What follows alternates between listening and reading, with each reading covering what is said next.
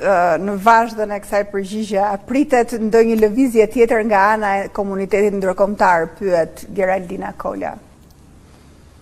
Pra, a mund të bëjnë ata diçka më shumë? Geraldina, sigurisht që ata nuk pajtojnë kurrë. As me farsën zgjedhore, as me bllokimin e luftës kundër korrupsionit dhe bllokimin e drejtësisë. Por duhet kemi një gjë parasysh. Lëvizja e fundit e Edi Ramës, Geraldina, është lëvizja më anti-shqiptare që është bërë ndonjëherë, më antikombëtare. Lëvizje me të cilën Edi Rama kërkoi nga Bashkimi Evropian që t'i japin Shqipërisë së bashku me Serbinë vetëm marrëveshjen tregtare dhe lëvizjen e lirë, kurse paketën politike, përfitimet politike dhe të drejtën e votës të mos e japin. Pse e bëri Edi Rama këtë akt?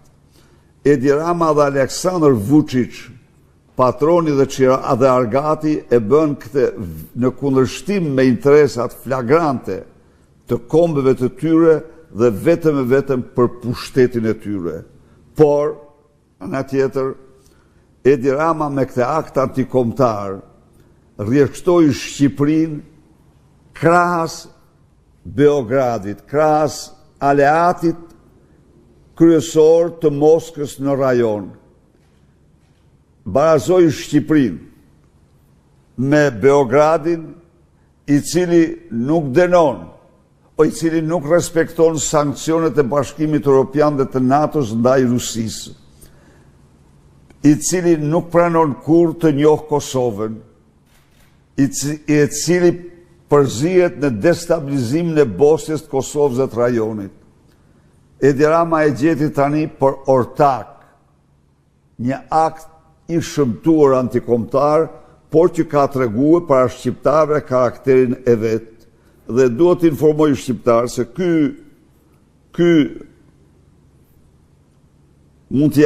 Argati Vučićit ka urdhëruar ndër ambasadat që të mos kenë asnjë lloj takimi me Ministrën e Drejtësisë të Kosovës, zonjën Donika Agërvalla, sepse ajo denoncoi publikisht me guxim letrën e përbashkët Rama Vučić. Arrin gjerë në këtë verbëri të kërkoj, e cila me shumë mundësi, Donika është edhe shtetase shqiptare, se ajo ka ardhur fëmijë dhe afritë në Shqipëri, pra shkon në verbëra të pafundme. Megjithatë, e them këtu prapë, se nuk ka asgjë më jetike sa të mbrojmë vokacionin ton perëndimor, të mbrojmë procesin e integrimit ton Bashkimin Evropian, në vend të pasaportës europiane që premtoi çdo miting dhe në çdo takim, tani ofron pasaportën e Beogradit. Ne këtë s'do t'ja pranojmë kurrë. Vijoj me një pyetje jo politike. Genti Çela, përshëndetje doktor, duke njohur disi pasionin tuaj për letërsinë, gëzuar ditën ndërkombëtare të poezisë. Cilët janë poetët tuaj të preferuar shqiptar dhe të huaj? Ju përshëndes, Kapogradeci. Poeti më i dashur shqiptar është Lazgush Poradeci. Por pastaj, unë lexoj me kënaqësi dhe poet të tjerë. Kam patur periudha të tëra i lidhur me fishtën sa nuk ka më shumë, dhe pa dyshim për mua është një gjeni i epikës shqiptare dhe europiane. Kam dashur shumë Mjedën, Nolin, pra në këtë, por Lazgushi, sepse në një farë mënyre poezia ndonë se ka variantet e veta, ka zhanret e veta, po lirika është dhe shpirti i saj, dhe Lazgushi është liriku më i madh shqiptar. Rikthehemi në politik, Sokol Delia. Doktor, ju përshëndes. Nëse dosja Balluku e implikon edhe Ramën, duhet që antarët e Komisionit Mandateve ta dërgojnë tek institucionet e BE-s që ato pastaj të marrin vendimin përfundimtar për këtë qeveri. Faleminderit shumë Sokol për sugjerimin, po unë të garantoj se ato e kanë. Institucionet ndërkombëtare e kanë atë dosje. Megi Zoga sërish, si e interpretoni faktin që Balluku mbetet sërish drejtuese politike në Fier? A është kjo sipas jush shenjë force apo dobësie e qeverisë? Përkundrazi, dëshmon se Edi Rama është tërësisht i kapur nga Balluku dhe sheh force e Ballukut, mos u çudit nesër që ajo të zgjidhet sekretare e përgjithshme e Partisë Krimit. Apo sot, se kur e ka atë mbledhje. Gjergji Grabocka, përshëndetje doktor, një shpurë e fllihur analistësh dhe opinionistësh që paguhen nga paratë e krimit dhe korrupsionit, siç delte nga dosja Balluku, helmojnë shqiptarët me propagandë falso. Si do të këpusni këto fije mes medias dhe këtyre mbrojtësve të krimit dhe korrupsionit?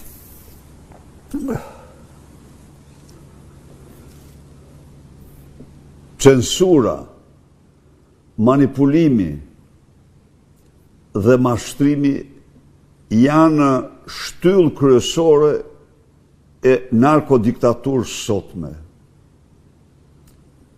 dhe përbëjnë një problem madhor.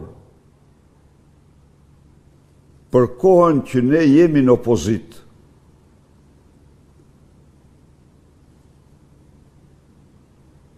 rruga e vetme e kapërcimit e tamponimit të tyre është përdorimi i mjetëve sociale.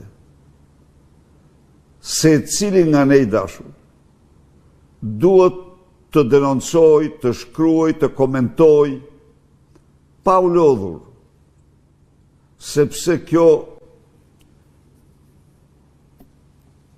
brigatë puthadorësh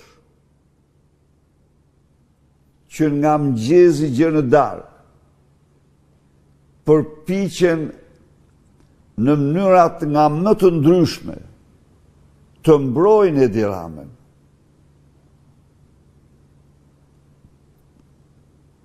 në çdo lloj forme, edhe duke u depersonalizuar në shkallë ekstreme,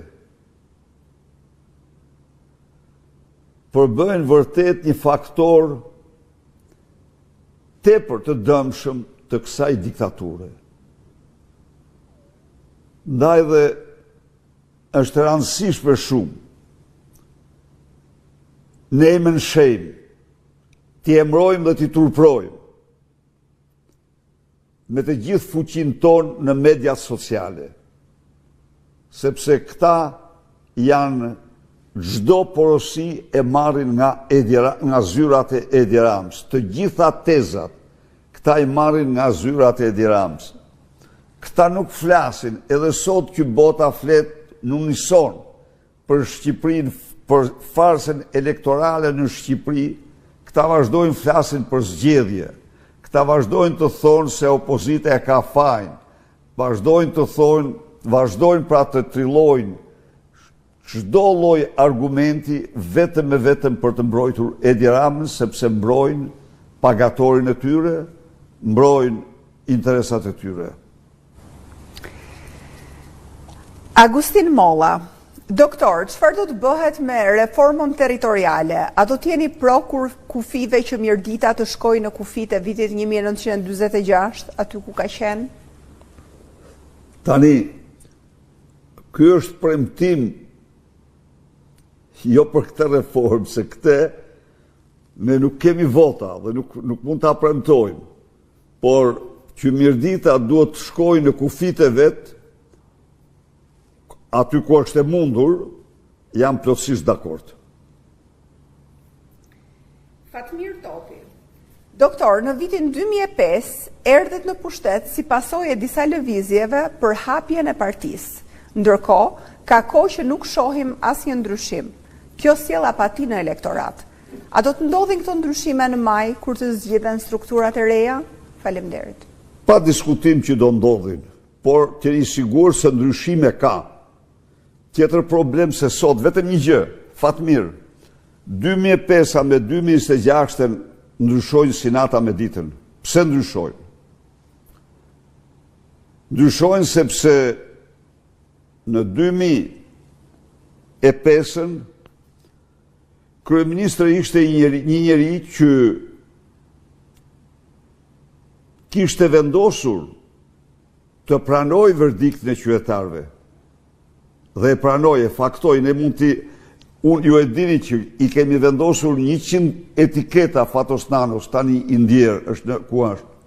Por ai verdiktin e qytetarëve e pranoj, kurse Edi Rama të garantoj që bën gjithë shka për ta shkelmuar atë. Kjo është një... Sigurisht partia do bëjë ndryshimet, dhe për këtë t'jeni i sigurt, pa asnjë lloj ekuivoku, por krahasimet nuk duhet bëjnë. Nuk janë këto çfarë do ndryshimi që të bëjë partia. Me Edi Ramën zgjedhje nuk ka. Nuk ka. Kur edhe institucione ndërkombëtare krejt të pavarura, që janë institucione jashtëzakonisht të kujdesshme, por e shpallin autokraci elektorale apo diktaturë autokratike në Shqipërinë, do të thotë që Shqipëria zhvillon farsë dhe jo zgjedhje. Dhe farsat nuk i fiton opozita. Duhet jemi, prandaj dhe përpjekja jonë për protesten, rruga jonë, farsat i fiton gjithnjë e më thellë qeveria. Jo vetëm që i fiton, por i fiton ato gjithnjë e më thellë. Përshëndetjet përzemërta për ju, Dr. Berisha, nga një zonjë demokrate që ka lindur dhe do të vdesë tillë. Unë ndjek në mënyrë aktive të gjitha zhvillimet politike dhe jam prezente fizikisht bashkë me familjarë të mi në çdo protestë të zhvilluar, ku pavarësisht vështirësive, në frymarrje nga gazi nuk jemi dorëzuar. Ajo çka unë kam konstatuar personalisht dhe mendoj që duhet ndryshoj në protest, është unifikimi i qëndrimit mes deputetëve dhe qytetarëve. Unë shoh në vit të parë të protestës gjithmonë të njëjtët njerëz, ndërsa pjesa më e madhe e deputetëve, gra e burra, shpërndahen mes turmës duke bërë xhiro në bulevard apo duke ecur krah për krah me njëra tjetrën, sikur kemi dalë për fest. Qëndrueshmëria duhet nis nga gratë deputete që duhet qëndrojnë në vit të parë, të shoqëruar nga kolegët e tyre deputetë kështu me radhë. Rezistenca përballë regjimit duhet të nis nga të gjithë deputetët, që edhe qytetarët të ndihen të motivuar për qëndrim dhe për të përballuar çdo sfidë. Çdo deputet duhet vi me familjarët e tij dhe të sjellë minimumi nga 100 qytetarë nga njësitë e veta, sepse unë shoh shumë mangësi në organizim. Duke ju falenderuar për kontributin që po bëni për përmbysjen e komunizmit dhe në këtë moshë ju uroj shëndet dhe çdo të mirë për familjen tuaj. Unë do të vazhdoj të jem prezente dhe aktive ashtu siç kam qenë në vitet 90, ku i kemi shpëtuar plumbave në bulevard, me shpresën se kjo do të jetë lufta e fundit dhe do të rilind shpresa për kombin shqiptar. Fitore për Partinë Unë të shpreh njëjën më thellë për kontributin tuaj zonjë. Dhe jam vetëm borxhli dhe mirënjohës na jush, familjes tuaj. Por një sqarim do të bëj. Deputetët kanë porosi të mos rrinë të partë, por të shkojnë kryesisht tek qytetarët e rrethave të tyre e zonave të tyre në protest. Edhe mund të ndryshoj, por ata në këtë mes, domethënë, ka qenë një taktik dhe një qëndrim i yni që ata të rrinë me qytetarët. Mbase duhet të qëndronin në krye aty ku rrinë unë me një grup të vogël të tjerë. Dhe jam i sigurt thjesht që gjatë këtyre ditëve ata punojnë dhe kanë punuar që pjesëmarrja të jetë sa më e madhe, Sidoqoftë, organizimi duhet përsos dhe jam plotësisht dakord me ju. Shoqëri Myrtëllari, përshëndetje doktor, a keni ndonjë informacion pse nuk ka asnjë lëvizje për dosjen Agasi, duket qartazi se pas saj qëndron Rama? Jo vetëm s'ka lëvizje, po Agasi lëviz i lirshëm Tiranë, Durrës dhe kudo, madje siç thash një ditë e pan tek ngjitej për në Surrel. Agasi është Rama. Dhe i paprekshëm. Lëvizja në dosjen Agasi është lëvizja në dosjen Rama. Ju duhet ta dini se edhe Agasi dhe Mirlinda kanë qenë Rama dhe Linda. Rama dhe Linda. E gjithë dosja dhe krimi monstruoz i dosjes Akshit ka në bosht grabitin e qindra milion eurove nga kunati i Linda Ramës. Armand Frangu, i cili ka fituar me qindra tendra me procedurë sekrete në kundërshtimet më flagrante me ligjet, për të cilin janë marrë peng biznismen që të mos guxojnë të paraqesin oferta. Dhe këto që po ju them, unë i kam lexuar një për një gjatë në një kohë kur isha në arrest shtëpie, i kam lexuar në miting para qytetarëve, siç më erdhe nga prokuroria direkt. Dëshmia, sepse sipas Geron Meçes, kompania ABC ishte në emrin e Gerondit, faktikisht ishte Armand Frangut, dhe se tendrat i përcaktonte Linda Basha, se kush do fitonte. Prandaj dhe aty nuk lëviz dot, sepse ky me vendimin që mori dhe me paralajmërimet, me sulmet që i ka bërë skapit, i ka treguar se ai nuk e njeh si institucion më. Të gjitha këto janë një kushtrim, një apel për qytetarët. Është në detyrimin tonë, në vullnetin tonë, të qëndrojmë dhe të japim duart këtij regjimi. Petrit Matia, doktor përshëndetje, si ka mundësi që ambasada amerikane nuk ka mbajtur asnjë qëndrim për çështjen Balluku? Faleminderit.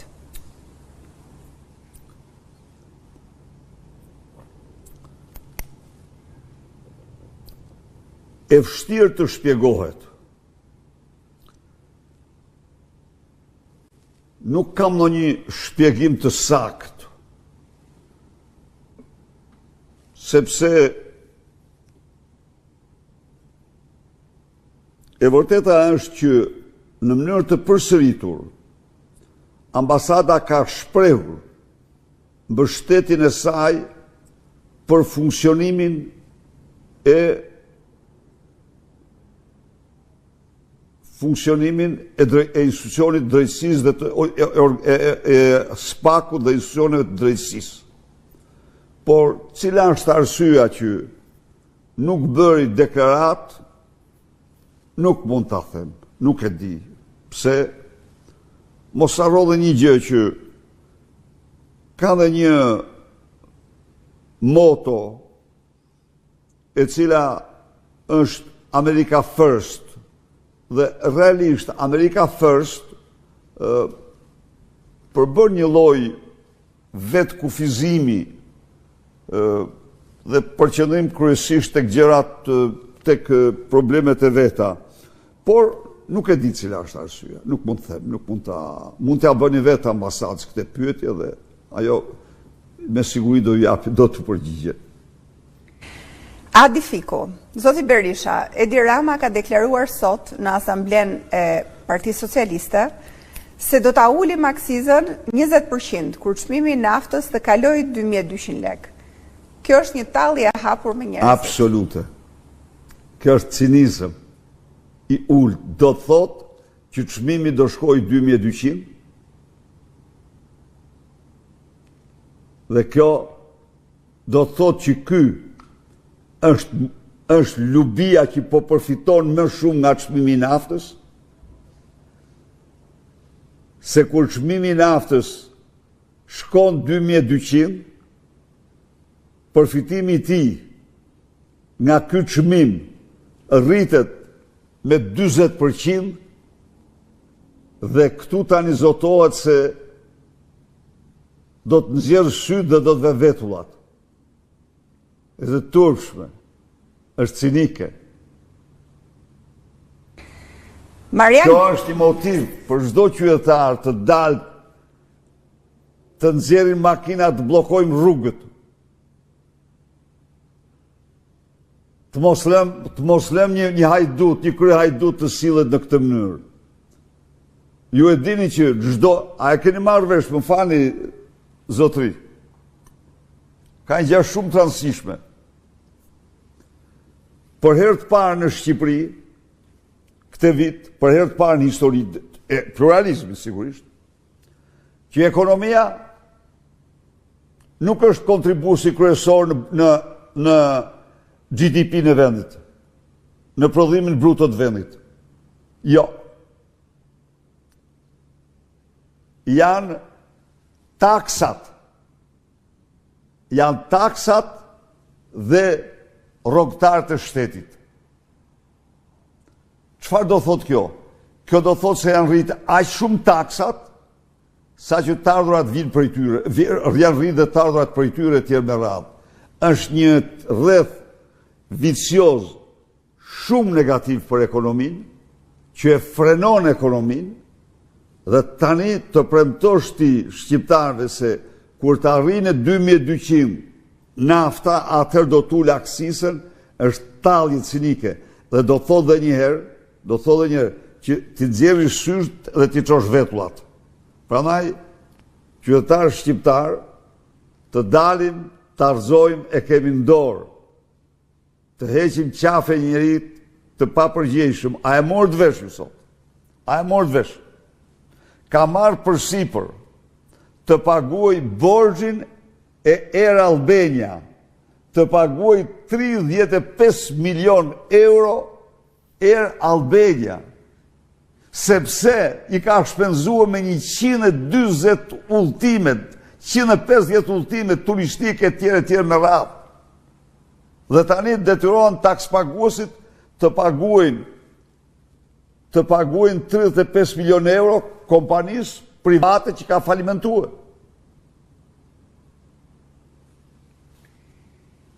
Arjan Geci, Rama tha se do të çojë përpara ligjin për referendumet. Do të ulem numrin e deputetëve dhe do të thrasim shqiptarët në referendum. A e mbështesni këtë nismë të Partisë Socialiste? Nuk mbështes asnjë nismë të Partisë Socialiste në mënyrë të prerë. Asnjë nismë. Sabri Islami, Zoti Berisha, a do të hiqet taksa e rrugës së Veriut të Shqipërisë? Akti parë javën e parë. Nuk do ketë diskriminim të Veriut. Vetëm për këtë Edi Rama meriton vitet tëra burg për këtë diskriminim që u bëri zonave më të varfra të vendit. Vitet tëra burg meriton. Arsen Dushku, doktor, Rama ka deklaruar sot se do të hartoj një ligj për uljen e deputetëve në parlament. Ju jeni dakord me këtë nismë? Pra, a mendoni se duhet ulur numri i deputetëve, apo Rama po mendon në një skem tjetër manipulimi? Rama po mendon se Shqipëria po shkon drejt shurjes edhe si duhet deputetët. Unë jam dhe kam qenë për 2 dhoma. Për të patur dhomën e deputetëve dhe dhomën e Senatit. Në qoftë se kjo bëhet, atëherë mund të mbahet numri 140, nga të cilët 100 jenë deputet dhe 40 senator. Por unikameral nuk jam. Me një dhomë nuk jam që të ndryshoj. Lodovik Tetaj, përshëndetje doktor, kam ardhur nga Teksasi për protestën. Mendimi im është që të rrim pa ndalim deri në rrëzimin e qeverisë. Të përshëndes shumë përzemërsisht Ludovik. Nuk është here e parë, por kjo është here e shumët që fluturon ka gjatë për të dhënë kontributin tënd në protesta. I sigurt t'jesh se rruga e vetme për largimin e kësaj qeverie është protesta e qëndrueshme dhe opozita në kohën më të parë të mundshme do të kalojnë protestat të qëndrueshme. Maksim Jaho, ju akuzoni Ramën se ai mbylli derën e integrimit Shqipërisë duke mos i dorëzuar SPAK-ut Belinda Ballukun. Rama u kundërpërgjigj duke thënë se raporti i Këshillit të Evropës për Shqipërinë është i shkëlqyer. Çfarë përgjigje i ktheni Ramës në këtë rast? Mashtrimi i rrallë si Edi Ramës. Raporti nuk u votua. Mbeti në klasë. Lexo pak Malin e Zi, Maksim. Mali i Zi u votua dhe u përshëndet votimi për Malin e Zi. Ishin të dy në rendite, si për Shqipërinë dhe për Malin e Zi. Mali i Zi u veçua, kurse Shqipëria mbeti në klasë. Dhe u garantoj, por dhe një gjë tjetër. Rama e shpalli publikisht se akoma nuk është kuptuar këtu. Letra e përbashkët Rama-Vučić. Rama tërhiqet faktikisht tashmë nga procesi i vërtet i integrimit dhe kërkon një shteg për të mbijetuar pushtetet e tij, ku të mos i kërkohen zgjedhje të lira, ku të mos i kërkohet respektimi pluralizmit, ku të mos i kërkohet lufta kundër krimit organizuar dhe drogës, por të jepet tregtia e lirë dhe të lejohen vizat. Ky është qëndrimi i Ramës, prandaj dhe se çdo gjë gënjen dhe u garantoj që në çdo deklarat ka vetëm gënjeshtra, një pjesë i ka të qëllimshme, të tjerat i ka nga ignoranca, sepse mund të them se më ignorant në problem shteti dhe qeverie, në problem qeverisje, se atë nuk është thull kush kur në atë karrike. A ju po, dhe se ka për gjë të bëj lidhjet pa lidhje, të përdor të shifra dhe fakte pa asnjë lloj konteksti e tjerë. Por Edi Rama, për sa i përket raportit të shkëlqyer, pia lëng unë i thuj, i mbetën në klasë dhe kaq. Edhe pyetja e fundit, doktor, Gjon Lejthia, përshëndetje gjigant, a do ta përshkallëzojmë protestën gjerë në bllokimin e aeroportit dhe portat? Jam për protesta në çdo qytet, deri në largimin e kësaj keqeverisje. Mirënjohje të madhe, zoti Lejthia, për ju dhe për propozimin tuaj shumë të drejtë. Shumë të drejtë. Unë do t'u them sot shqiptarve se mendjet zemrat e mbar kombit janë të drejtuar tek opozita dhe aksioni i saj. Por ju garantoj se po kaq edhe e miqve të Shqipërisë, të cilët që nga tetori i vitit 2024 gjerë sot me një seri rezolutash, i kanë dhënë mbështetjen më të madhe opozitës shqiptare dhe denoncimin më të madh regjimit në Shqipëri. Dhe së fundi këto qëndrime u konkretizuan në raportet Parlamentit Evropian, në njoft cili do, edhe bashkëbiseduesit të parë i them, cili do të mësoj të vërtetën le të lexoj njoftimin që ka lëshuar dje për vizitën në Shqipëri dhe për raportin e shkëlqyer që thotë Edi Rama, Komisioni i Jashtëm i Parlamentit Evropian, ku në çdo fjali ka një ndëshkim për Edi Ramën, për regjimin e Edi Ramës. Ndaj dhe në këtë kuadër nuk ka asnjë rrugë tjetër përveç protest kryengritjes paqësore të fuqishme. Unë kam besim tek njerëzit idealist, kam besim tek shqiptarët që pavarësisht nga bindjet e tyre e projektojnë si të ardhmen më të mirë për vete dhe shqiptarët antarësimin në Bashkimin Evropian, lirinë dhe drejtat e shqiptarëve, prosperitetin, pra pavarësisht nga të gjitha këto që do t'i përgjigjen thirrjes për të vazhduar kryengritjen paqësore gjën përmbysjen e Edi Ramës. Ky është një mashtrues më ordiner, sot me një cinizëm ekstrem deklaronte se Shqipëria është vendi i dytë në botë për rritjen ekonomike, çfarë tregon një ignorancë absolute dhe cinizëm ekstrem. Shqiptarët nuk po hy këtu tek nocioni i rritjes, që ky është një mashtrim i mirëfill.